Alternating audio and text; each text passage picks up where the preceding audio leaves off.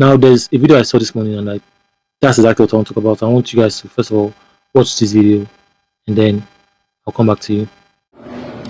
Oh yeah, can I forget?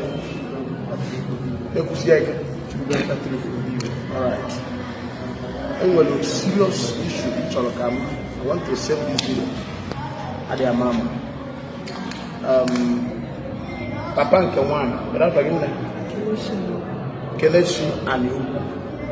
Kelechi and you whose father came here. Now, a mom made wedding until the way I want to because now Mama Kelechi and the father Anoros, get up for your mother. Get up, Papa, and Emeva. Ekena. He came here more than 20 times. Not that stop marriage nowhere. What is the problem?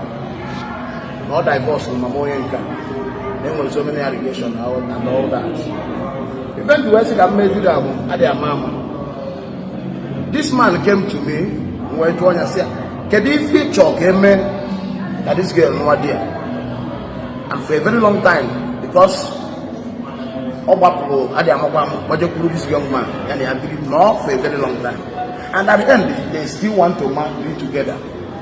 In such manner, as a father, who was this, oh, Chineke Daron and one just living in a Bolwokenata.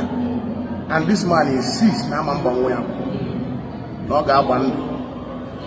No get take oath. Okay, before then, I asked this man, say, Imani future game Kawadinaga, Wenya. Oh, because not to Mama who is the ex-wife. Now get generals who's almost top. Now I guess Yanya. Then the young girl gave the hot. Maybe a young Biko. So that the marriage will work. I said, okay. What did I tell you?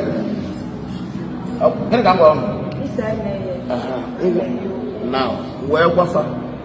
Even as a priest, a question of me sick now, but I said, since this man, the devil want to use this man to stop their marriage, the marriage of his daughter, the first daughter, the first daughter. Since it is like this, for us to also, then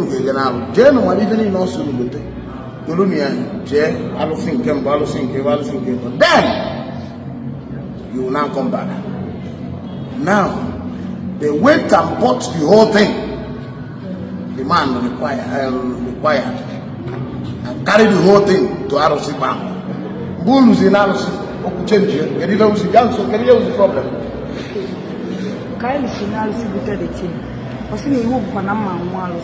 Like I was thinking young.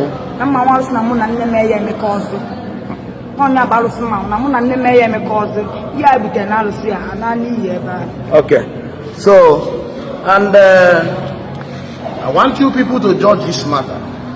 Oh, we find a law of Kama. I'm not going to yes, because Nagina Diamos in 1 year. Nagina Mamaga because nature in a wedding. And the man later came here and said, why did you take such decision? You came here and for peace to reign. I accepted now a gentleman. I have a young people. And the man said, now where am I going to hot? I'm going to wine and the orgy. What did I do? I was guessing that again. Yes, he gave me hot. Well, wine and do with them. When you go and buy the orgy so that you go and beg the father. Now, for we believe in what have you done all this before the man said, before a man comes here. Now I can we man of Amuya make all again. Didn't take your Okunodi. So they are here now. I will pray for them. They will go and face the war. I may not give them certificate. But God will not know. I got my better favor. If I get married, I may not. So first of all, personally, I believe in culture or tradition. I also believe in the fact that before Christianity or Islam and any other religion you want to talk about came to Africa and specifically Nigeria, I believe that people had their own way of worshiping God or their deity or whatever you call it. Now, but today, as far as I mean, this is 2026. A lot of the things I believed before, or that I think that I would have maybe tolerated or sort of permitted in my own head, not according to what people want to do. I'm just saying for me personally, I think that a lot of things have changed over time, and I feel like as this, I mean, the society or the world generally is a dynamic place, and things change over time. So I have come to a point where some of the things I've heard about, or when it comes to traditional culture, um, has now become, I don't want to use the word archaic, but I just feel like please does not count anymore. I don't know whatever people how people go about this thing or how deep they go with the belief, but I think that times have changed. Sometimes back in the day we used to watch those Nollywood movies where they say, okay, people did something at the shrine, and then Amadioha or whatever the gods is will now start chasing them up and down the town. I'm not seeing those kind of things happen. One of the things that I've held on to is when you look at the state of a country like Nigeria today, you realize that if let me say the president or the government of the day, if they are not doing well, people should be able to say send their gods or Amadio or whatever it is. I'm sorry, do I'm saying Amadio because I think where I'm going to is something that has to do with the shrine or maybe Amadio. And then should be able to send their gods to go and when they see thunder fire somebody, they'll send thunder to fire a bad leader. Apart from that one, before somebody will ascend the throne or the office, they should be able to take the person to, if it's the Shango shrine, or if it's the Ogun shrine, or if it's the Amadioha shrine again, or Kija shrine, they should be able to take the person to that place and say, yeah, come and swear that everything you promised here, you're going to do. And if you don't do it, let Amadioha destroy you or do something to you. And they go there and swear, so that when they get to office, they're able to comply or stick to what the things that they've promised the people. But outside that one, guy, forget it. I don't believe. There's back in the day, there's one guy that used to do a TV show that would say, come on, bear. Like it be things are happening. So I mean, I'm sure the priest, if you listen to this to the priest had also spoken in English, sort of mixed up Igbo and English, such that even if you don't understand the Igbo language, you still understand the context of what the guy spoke about. But in summary, I'll just tell you.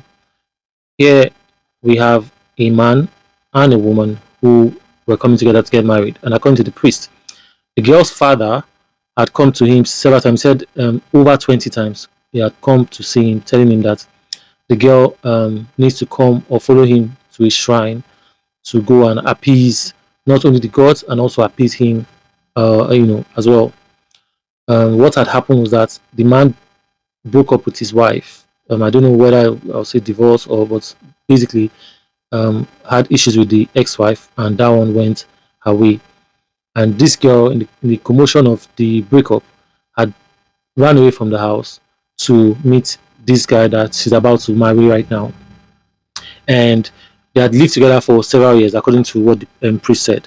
So after all these years, the girl has come to the priest as well to now marry this guy.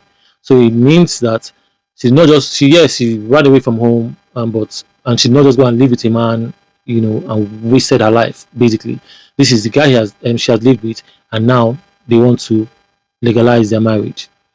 So of course, the man has gone to the I mean, with the girl has gone to the girl's father to say, okay, we need your blessing for this man. The man has said, I'm not going to bless this marriage unless this girl comes and appease both the gods and himself. And the girl went to the. In fact, see, if it was just that, it would have been different. But this man said they were going to go to three places or three shrines to go and appease the gods there and also himself. Now the girl goes back to the pastor or to the priest, and the priest said, "Look, give unto Caesar what belongs to Caesar. If this is what your father wants, give it to him. They are not saying you should come and shed blood or whatever. They said bring wine and cola nuts, but they will go to his shrine and do what they got to do and out. The priest normally shouldn't have or should is not expected to encourage that kind of thing. I mean, it's a ritual. But the priest said, look, give it to him. If that is what he wants, say appease him, Abi, so apologize to beg him or whatever. Go and do it to him and for him. and let him bless your marriage so you can move on with your life. The girl and the husband now accepted, or the husband to be or fiance accepted. They now went to the shrine. They said when they got to the shrine with this man, instead of the appeasing to the God, say, I apologize to my father for running away from the house and, kindly forgive me and bless my marriage. The man says that's not what he wants anymore. That the swear or the oath that the girl is going to have to take is an oath to say she's going to sever ties with her mother. This mother that the man is no longer with. And you can imagine how many years that this has or the breakup would have happened. And the girl said, but that's not what we discussed or agreed on. You said I was going to come here to just appease, beg you, and then for the girls to forgive and reunite us. And the man said no, that's what she would need to do. And the girl, of course, out of fear and everything, decided to run away. The man still went to the pastor, and then the priest was like, "Look, listen, I thought you said it was just." He said, "No, yeah, but this is what he now wants, and this is why." The priest now decided to say no, that he was going to join them in matrimony, and that they should now be ready or focus on the future. Whatever wants to happen should happen. Um, I don't really know. I don't know. I'm sure this would have happened somewhere in the east. But let's bring it back to why I'm making this video. Like I said earlier, I understand and I respect tradition. I respect because I know people say a lot of things. Even I am from the east side of the country, and I've heard a lot of things about tradition or the things that people need to do and what they used to do before. And I am of the opinion that I understand and I respect it too, but I don't believe that a lot of things that is said or they say about the tradition of back in the day still applies today. Um, I really know. I mean, I've not found myself in a situation where I'm going to choose between the devil and the red blue sea or red deep sea, or whatever they call it. But I would like to know your opinion on this type of situation. What would you do? What do you think will be a way forward? Personally, I don't think, not even the belief partner, I don't think it was right for the man to now ask the daughter. They said this is supposed to be his first daughter. I don't think it was right for the man to take the daughter to a shrine to come and swear and cut ties with her mom. Like, who in their right senses will do this? I don't know why you want the girl to do or take that kind of action. So you cut ties with the mom. This is the mother that bettered her, and I don't know what would have happened between the woman and this man to have held grudge for so long that you now say your daughter should swear that she will not have anything to do with her mother. I don't know if this is something that's happened anywhere before. I don't know people. I don't know if this if it makes any sense. Um, Even the fact that you're even asking the guy to the lady or the girl to come to a shrine to come and swear. Who? What exactly? Who is this your shrine? Who is this your god that you think that, oh, if this girl does this, your god will destroy the girl or make her paralyzed or do what exactly? And I don't believe in any shrine or whatever, and I do not disrespect any of these traditions or any of these their quote gods, but I don't believe that anything can happen to anybody if they take you to a shrine or to come and say, because if you believe in God, this is not just about Christianity now. If you, I believe that, in fact, the fact that with Christianity, people who had not seen Jesus, they were not there when they gave birth to, not giving birth to Jesus, but they were there when Jesus was on earth, or even saw Muhammad. We all carried the belief and the stories of the activities of our parents, what was inculcated or passed via our parents or grandparents up till date. So when it comes to Christianity, it was what was taught to us, and then a Bible was given to us. This Bible, they said, was written by humans through God's guidance or the Holy Spirit's guidance, and we believe it. And even if you go to church and when they are doing the altar call, they'll say, if you believe, if you want to give your life to Christ, come forward, and they'll tell you that if you believe, and you speak, say after the pastor that I believe in my heart that Jesus is the Lord, and you say it, and that's supposed to be enough for you to carry on with your life as a Christian. I respect the fact that she ran away. I think that it's okay to run away, because I also don't see a situation where you go to somewhere and say, I will cut ties with my mom. If I cut ties with my mom, may this or this and this and this happen to me. If you do that, there's a possibility that you have spoken with your mouth. It is something that you have said and that you also have called into action. Then yes, that kind of thing may happen to you. I don't necessarily believe that it is because you said it that the Amadio or whatever it is now strikes you for disobeying whatever you are going against, whatever you would have gone there to promise. Normally, you don't even need to go to any shrine to swear for yourself. If you swear for yourself, it's going to catch you because you have said it to your mouth. Because even according to the good book, with the Bible and the Quran, okay, let me talk about the Quran because see, I've not read the Quran, but I just believe that by association or by communication with a lot of people, Muslims, myself, Muslims, not me, I'm a Christian. Um, a lot of things that were said in the Bible that have been said in the Bible were also said in the Quran, such that whatever you confess with your mouth can come to fruition, can happen to you in real life. If you pray, and but again, sometimes I've going by that saying, you not say, oh, Father Lord, I want to be a millionaire, make me a millionaire, make me. Truthfully, some people, pray like that, and based on the work that they're doing, it comes to fruition. Now, sometimes I don't think that just because you prayed and prayed and prayed that thing happened. It's also because you put in the work that you need to put in.